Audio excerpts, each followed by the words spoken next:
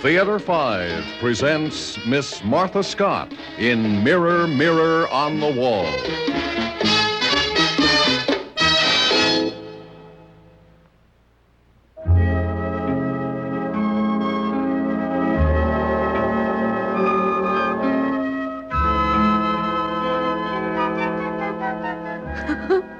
Oh, golly, Mother. Don't tell me this ugly infant is me. Of course it is, Carol. Oh. Your father took this snapshot the day we brought you home from the hospital. Well, I'm going to burn it. No girl of 16 would want anybody to know she ever looked as ugly and naked as this. Well, now, what are you two girls up to this evening? Hatching a plot against the old man? Hi, Dad. Mother's showing me ye old family album. Oh. I'd no idea she kept this among her treasures. Well, I'd forgotten that myself. All right, move over. Let me look with you. Oh, sit here beside me, Arthur. Okay. Well, what year are we up to? 1948. This is the Grand Canyon trip on our second anniversary. Look, Carol, here's your father riding a mule. Really? Gosh, you look so young. Well, I was young and handsome, too, wasn't I, Emily? Yes, you look like Ronald Coleman. I was terribly jealous of you. Listen, Mother, it's your birthday. He should be flattering you. What birthday is it, by the way, or is that a secret? No, it's my 39th. But the less said about that, the better. Oh, nonsense, Emily. You're still my child bride. Well, come on, turn the page. I'm dying to see what's next. Carol, you hold the album. You and your father can look at the rest of it together. But, Mother... Emily, where are you going? Upstairs, dear. I think I'll take a hot bath and read a while. But you stay here with Carol. I'm quite sure I'll be able to manage that one flight without assistance.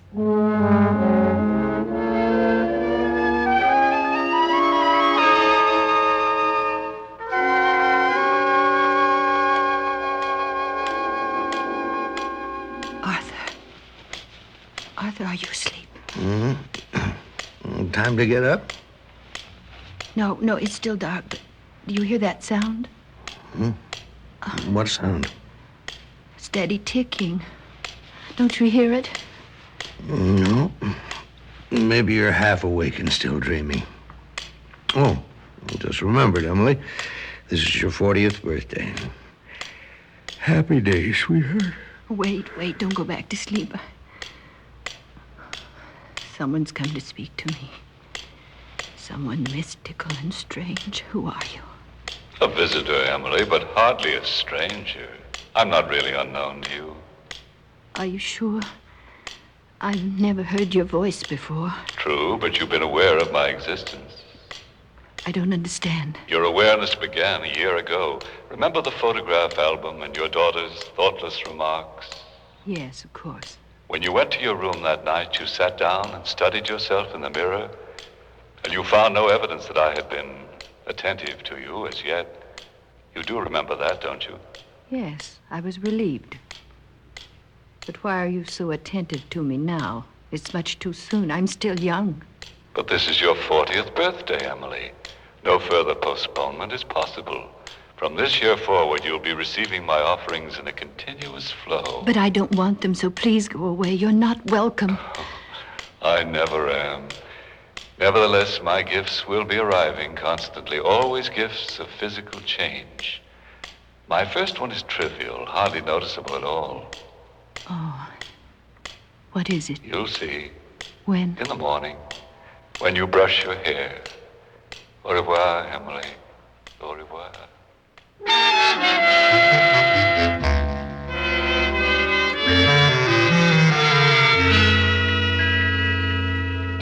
Good morning, Mother. Happy birthday. Oh, thank you, dear. Sit right down. Your breakfast will be ready in a moment. Hey, you sound kind of mournful. Anything wrong? Your mother didn't sleep very well, Carol. I think she had a bad dream. Woke me up to tell me about it. Remember, dear? Yes, Arthur, I remember. Is that all that's bothering you, a bad dream? Oh, no, dear, not exactly. It's something more realistic than that, I'm afraid. What is it? Why, I don't think I ought to tell you. You'll think I'm vain. I will not. Come on, Mother. Well, I never noticed it until this morning, but I'm getting slightly gray. There isn't much you can do about it, I guess. None of us can escape gray hair. It's a gift of time. What did you say, Arthur? I said gray hair's a gift of time. What about that breakfast, birthday girl? I don't want to miss the 8:15.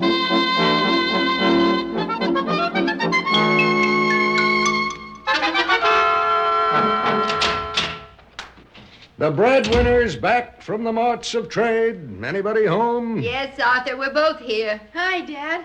Hi. Hey, brace yourself for a shock. When you see Mother, you'll faint dead away. I will. Why? Hello, darling. Was it a busy day? Yeah, I thought I'd never... Good Lord, Emily. What in God's name have you done to your hair? She had it dyed blonde. Isn't it wild? Well, that's hardly the word for it. Why did you do it? Well, I decided that my hair was going to change color. I might as well go all the way. Oh, I love it, don't you? I'm not sure yet. I'll let you know after I've had a double martini.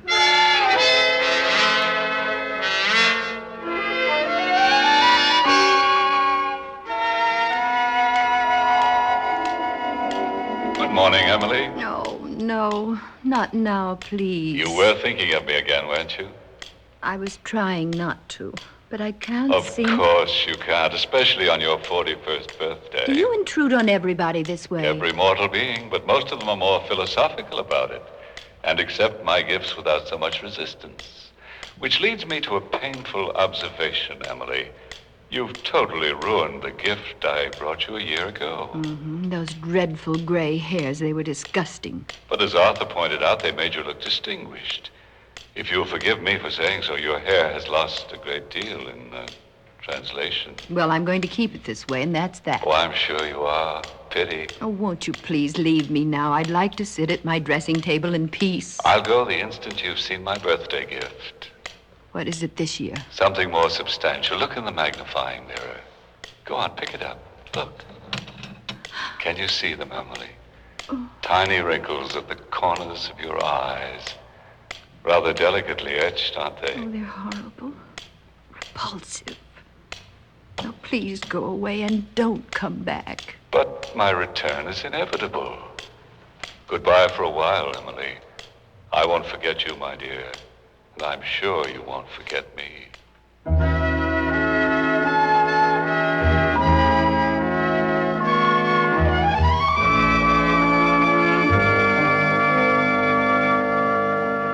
I'm simply mad for these two dresses, Mother. Which one do you like? I'm not sure. Hold them up and let me compare them. Golly, I'd like to have both of them. I wish you could, Carol, but remember what your father said. One new dress at tax time is plenty. Oh. I think I prefer the pink one. It suits your coloring better. Okay. I'll go in the fitting room and try it on. You coming with me? No, I'll stay out here and try to find a dress for myself. All right. I won't be long.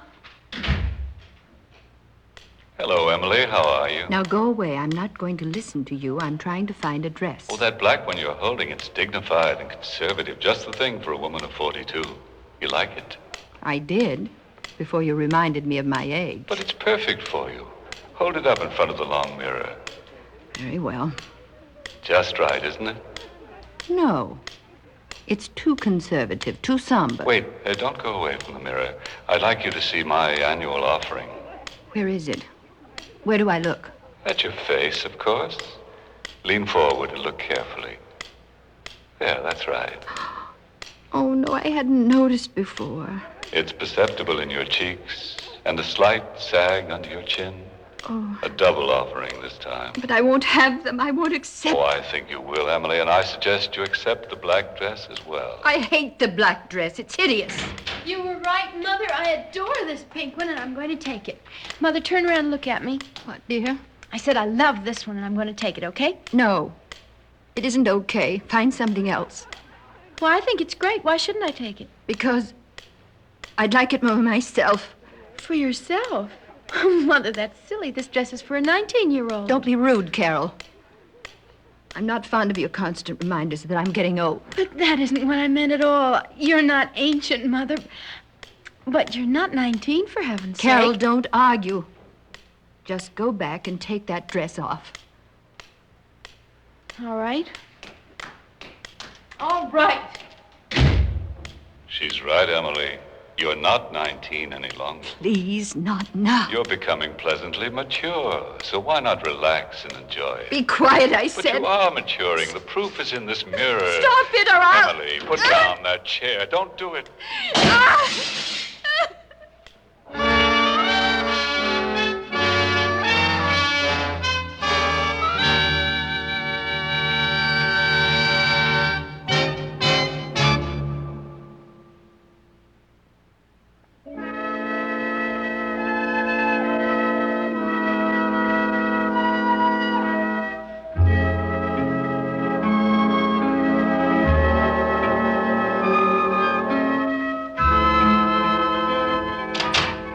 Better hurry, Emily. We've got to get to the church. I know that, dear. I'll be ready in a moment. Well, first thing you know, we'll miss our own daughter's wedding.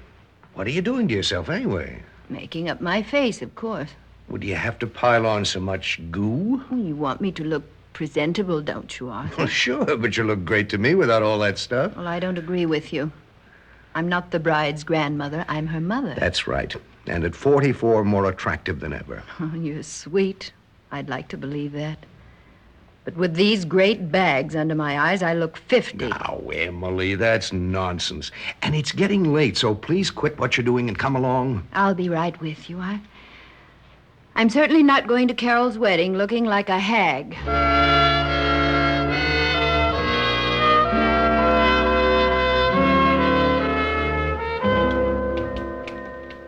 Hello, Mother. Hello, dear. Hi, Dad. Darling. Have you ever seen so many flowers in your whole life? They're lovely. The floor nurse told me she could hardly find enough vases to put them in. How do you feel, dear? Oh, 7.5 pounds lighter. And wonderful. Well, Carol, how does it feel to have a real live doll to play with? I'm trying to get used to it. Have you seen him? I've studied him very carefully, and I think he's the spitting image of his grandma. His what? His grandma. That's you, dear, in case you didn't realize it. Oh, dear, I'm not sure I like that designation. Why not, Mother? Well, it conjures up visions of a lace cap and a rocker by the window. And I'm determined never to reach that stage. So now I'm laying down the law for Peter when he's able to talk. He may call me Emily, or even Hey You if he feels like it, but never Grandma. Is that clear, Carol? Yes, hey, you. I'll brief him when he's brought in for his 2 o'clock feeding.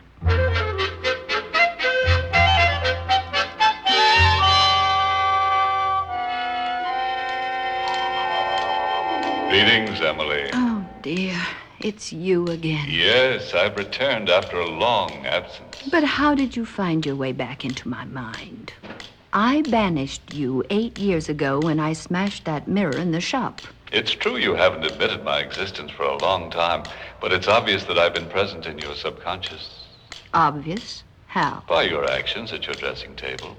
You've spent countless hours here attempting to defeat me. And I will defeat you. You'll see. But, my poor dear, you're defeating yourself. Your struggle for youth is ruining your happiness.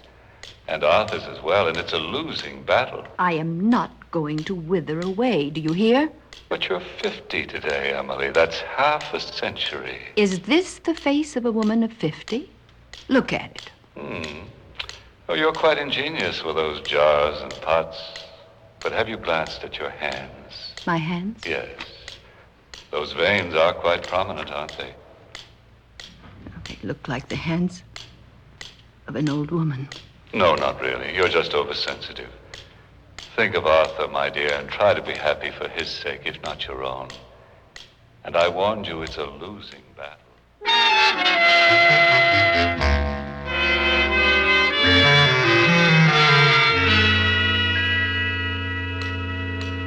Happy birthday, dear Emily.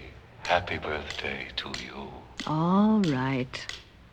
I can't say I haven't been expecting you after 5 years. But this time, just tell me what you brought. I'm not going to look. Splendid. You're improving. But I'll never stop fighting. Oh, why don't you, Emily? Why not try to enjoy life with Arthur and Carol's boy? Peter's 9 years old now. You could have fun together. So stop fighting, Emily. Start living. You'll find it lots more fun. Do you really think so? Oh, I do. Then I'll try. I honestly will try.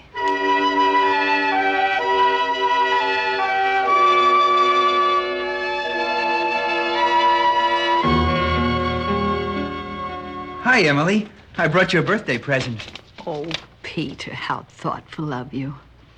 This is the second present I've had today. Oh, you got one from Mom and Dad? No, from a visitor. But I'm sure I'm going to like yours better. It feels like a book. Is it a book? Yes, one of my favorites. I read it last year when I was 16. I hope you'll enjoy it, too. Here, let me open it for you. There. You like it? Well, I'm sure I will, but, what's the title, Peter? David Copperfield. Can't you read this print? Well, not quite. Oh, I could if I squinted. But no lady wants to deepen her crow's feet, does she? I guess not. That's the other present I told you about, crow's feet. Huh, some present. Hey, maybe you need stronger glasses for reading. That's possible. Can you see far away through those old specs? Oh, not more than about a dozen feet. Well, then you'd better get distance glasses, too. Maybe those combination ones. Bifocals. Mm-hmm. Oh, gracious, I don't need bifocals yet. Well, you'd better get them by next Saturday, or you won't be able to see me on the platform. Platform? What do you mean? My graduation, don't you remember? Oh, dear me, yes. You'd better be there with those new cheaters, because I'm valedictorian. Okay, Emily? Okay. I'll get those new cheaters. And now, Peter, will you do something for me? Sure. What? It's something I'd like very much.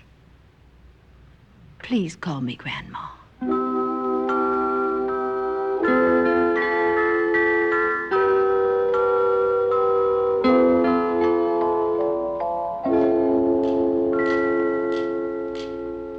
Hello.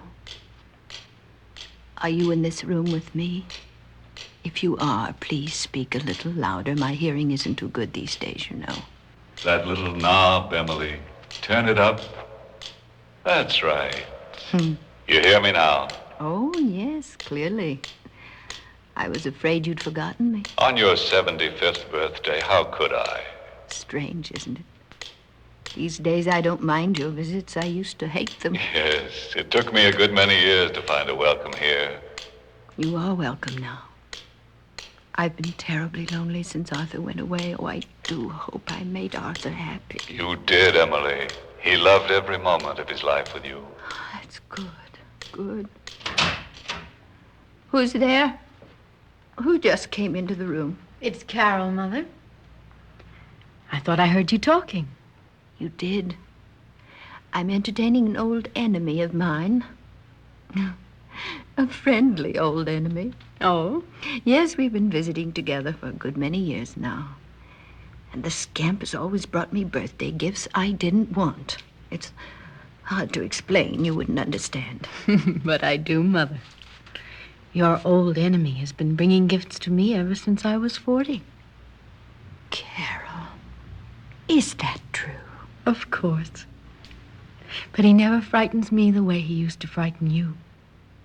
Oh, dearest, if only you had accepted his gifts cheerfully, how much happier you would have been. Oh, yes, I know that now. I'm going to get your medicine, Mother. I'll be right back. Is my friendly enemy still here? You haven't left me, have you? No, indeed. I wouldn't go away without leaving you a gift. Good. At 75, I expect something extraordinary. It is extraordinary. And after you receive it, I'll never bother you again. Oh, don't say that. Please don't stop coming. You must come back. That would be impossible. My last gift to you, Emily, is the most desirable one of all. That is the gift you've been praying for, isn't it? Yes, I confess it is. And I'll accept it gladly. Thank you, dear friend. Thank you. Mother, I've brought your medicine. Mother, are you asleep? Yes, Carol, your mother is asleep. I see. It was my final gift, and she was thankful. I'm thankful, too, that you brought it so gently. Dear, dear Mother, you look so serene and so lovely and so young.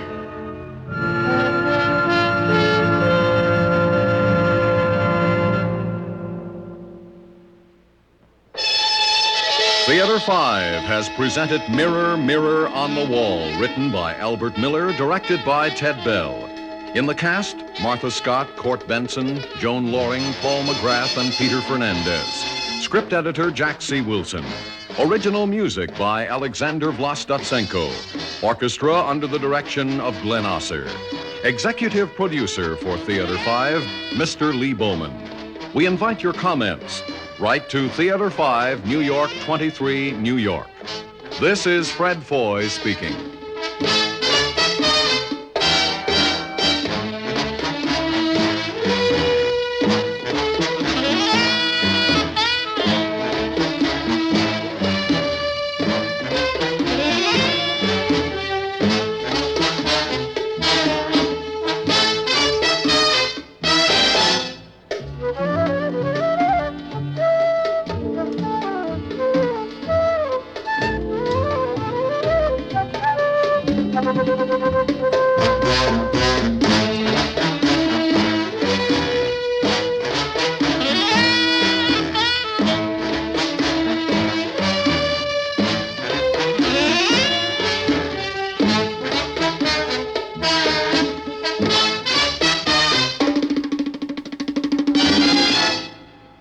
This has been an ABC Radio Network production.